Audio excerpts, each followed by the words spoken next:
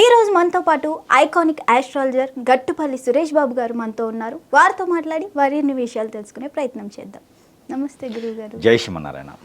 గురుగారు, ఈ నవంబర్ నెలలో ధనుసు రాశి వారికి ఎలా ఉండబోతుంది? ఇక చూస్తే కనుక మనకి ధనుసు రాశి, ద్వాదశ రాశిలో ఒకటైనటువంటి ధనుసు రాశి. ఈ ధనుసు రాశి వారికి గత కొంతకాలంగా అంటే సంవత్సరం మొదలైనప్పుడు కొంతమేర వీరికి ఇబ్బందులు కలిగినాయి, కొంతమేర వీరికి విఘ్నాలు కలిగినాయి, కొంతమేర గ్రహస్థితి బాగలేనటువంటి వారికి అయితే కొన్ని రకాల ఇబ్బందులు, జీవితంలో కోలుకునేటువంటి సమస్యలు కూడా ఏర్పడ్డాయి. అది ఏంటంటే పెళ్లి. వీరి జీవితంలో అతిపెద్ద ఘట్టమైనటువంటిది పెళ్లి ఏదైతే ఉందో ఆ పెళ్లి జరగడం అనేది వీరి జీవితంలో అసలు మర్చిపోలేనటువంటి విషయంలా ఉంటుంది ఈ రాశి వారికి. దాంతోపాటు వీరి దగ్గర ఉన్నటువంటి గుణ లక్షణాలు ఏంటంటే కనుక వీరు మారరు, వీరు మొండితత్వంగా ఉంటారు. ఒక మాటకి 10 మాటలు చెప్పలేరు, 10 మాటలకు ఒక మాట చెప్పేటువంటి తత్వంతో ఉంటారు. దాంతోపాటు వారు అనుకున్నటువంటి దాంట్లోనే వెళ్తారు.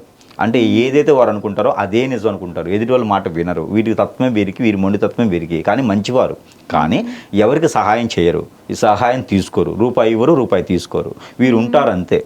కాకపోతే వీరికి మంచి జాబులు వచ్చి పొజిషన్ బాగుండేసి ఒక దారిలో అలా నడుస్తుంటారు. వీరి జీవితం ఏంటంటే దినదిన అభివృద్ధి ఉండదు, ఎప్పుడో ఒకసారి అభివృద్ధి ఉంటుంది.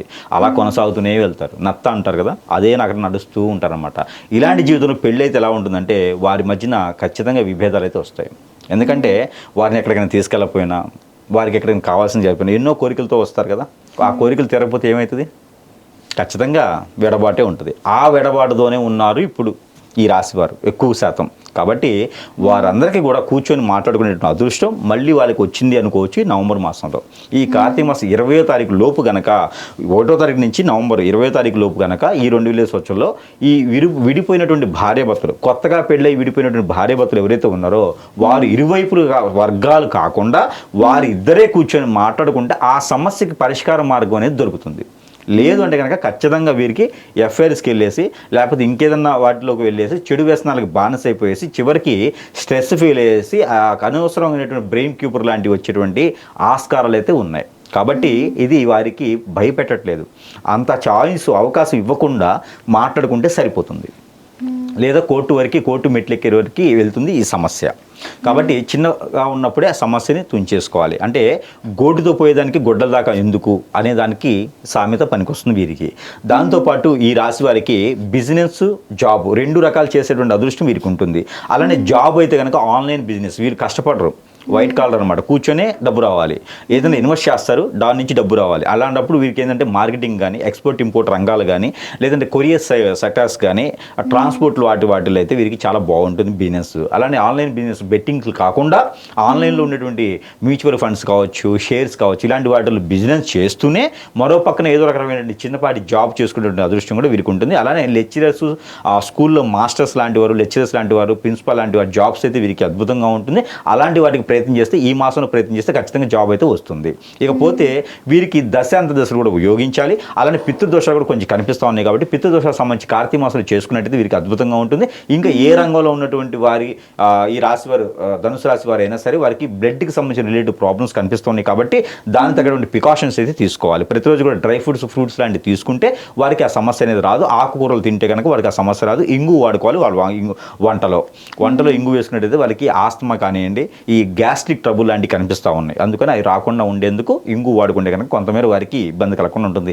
ఇకపోతే వీటన్నిటితో పాటు జాతకంలో ఉన్నది జరగట్లేదు అనుకున్న వారు ఎవరైనా ఉంటే, లేదు మా జాతకం ఇంత తగలడింది, మాకు ఏది ముందుకు వెళ్ళదు అనుకున్న వారు ఎవరైనా ఉంటే వారికి ఖచ్చితంగా వారి మీద వారికి నమ్మకం ఎంత ఉంటుందో, ఎదుటివారు వీరి వ్యసనానికి కానివ్వండి, వీరు చేసే పనులకు కానివ్వండి, వీరి మంచితనానికి కానివ్వండి, వీరికంటే వ్యసనంతో ఏదైనా చేయించవచ్చు. ఆ చేయించింది వారికి తెలియదు. ఆ చేయించినప్పుడు సిమ్టమ్ ఏంటంటే జీవితంలో ముందుకు వెళ్ళలేకపోవటం, ఏ పని చేసినా ముందుకు రాకపోవటం, అలానే ఏది చేద్దామన్నా కూడా కుదరకపోవటం, అన్నీ దూరం అయిపోవటం, మనుషులు కూడా దూరం అయిపోతూ ఉంటారు. అలాంటివి సిమ్టమ్స్ ఏమైనా ఉంటే కనుక ఖచ్చితంగా గురువుని సంప్రదిస్తే వారికి ఏదైనా పరిష్కార మార్గం చూపించడానికి ఎక్కువగా ఉంటుంది.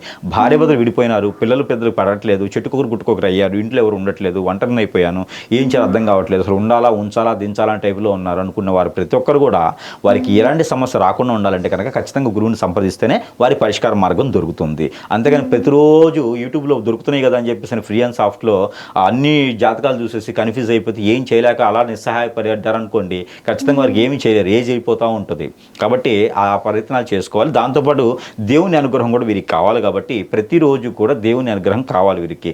నవగ్రహాల చుట్టూ 9 ప్రదక్షిణాలు వీరికి కుదిరిన రోజు చేసుకుంటూ ఉండాలి. దాంతోపాటు వీరు మనకి ఉంటాయి మిరియాలు, ఆ బ్లాక్ పెప్పర్ సీడ్ మిరియాలు కూడా ప్రతిరోజు ఉదయాన్నే లేచిన తర్వాత ఒక 2 మిరియాలు తినాలి, నైట్ పడుకునేప్పుడు ఒక 2 మిరియాలు తినాలి. ఇలా చేసినట్టయితే కనుక వీరికి గ్రహాల్లో ఉన్నటువంటి అనుకూలత సకరగురత, అంటే అనుకూలత లేనటువంటి గ్రహాలు అనుకూలతగా మారి వెసులుబాటు కూడా ఇచ్చేటువంటి అదృష్టం ఉంటుంది. కాబట్టి ఆ మేర ప్రయత్నం చేయాలి. మరొకటి ఏంటంటే కనుక ఈ సముద్రం కానీ సముద్రం, నది, ఏరు, సెలయేరు దగ్గర పెద్దలకు చేసే కార్యక్రమం ఈ మాసంలో చేస్తే చాలా అద్భుతంగా ఉంటుంది. లేదంటే కనుక ఏదైనా ఆలయంలో ఉసిరి దీపం కానీ నిమ్మ దీపం కానీ ఏదైనా ఒక సోమవారం రోజున సాయం సంధ్య వేళలో స్త్రీ పురుషులు ఇద్దరు కూడా ఇరువురికి వెళ్ళేసి ఏదో వీరికి నచ్చినటువంటి ఆలయంలో దీపారాయణ చేసినట్టయితే కనుక వీరికి మంచి జరిగేదానికి అదృష్టం అవకాశం కనిపిస్తూ ఉంది.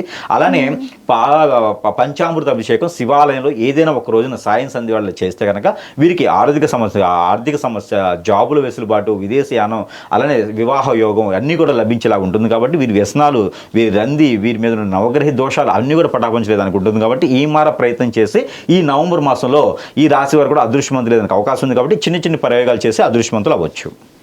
ధన్యవాదాలు.